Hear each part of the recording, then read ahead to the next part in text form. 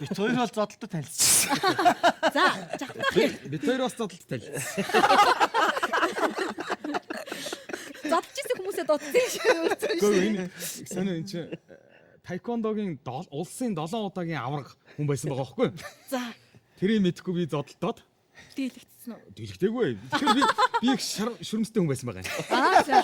Улсын 7 удаагийн аврагтаа л одоо ан ман шороо тоос божгдл үтсэн гэхэр чинь одоо Мундаг байсан шүү манай.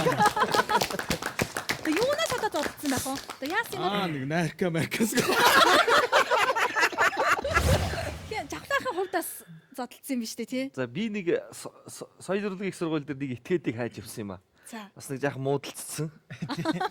Тэгээд хайж явсан чинь нөгөө этгээ зүхтад алгавалдаг байхгүй юу? Тэр нь одоо нэг одоогийн ишч.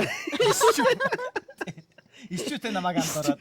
Ишчүүг хайгаа явж идэг байхгүй юу? Тэгээд явж исэн чинь ишчүүтэй айгүй адилхан нэг нөхөр байна. Тэ нөгөө нөхрийг чинь барьж аваад одоо мангастаал одоо би чирээсэл Ар шилжүүлэн үзэнээс ингээд татаад нөгөө нөхөр чи явдаа шүү. Өө за байж гараа гэж яагаад. Тэгээд би ч нэг таеквондогийн ганц хоёр өшөж хийсэн бас. Аа үзүүлбэрээс бас явсан. нэг ялах шалахгүй нэг тийм эргэж өшгөлсөн байсан юм.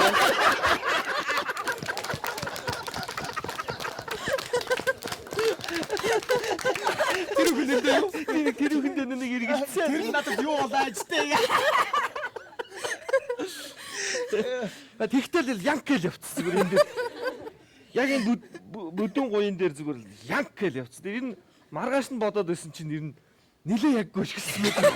Тухайд анзаараагүй. Тэгээ тухайн үедээ тэгэл анзаараагүй тэгэл ингэж байгаа л явчихгүй болчихно.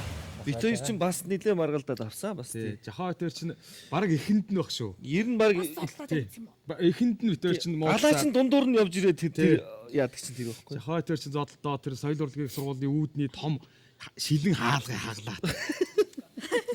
Би чинь үгээгүй ядаг хүн.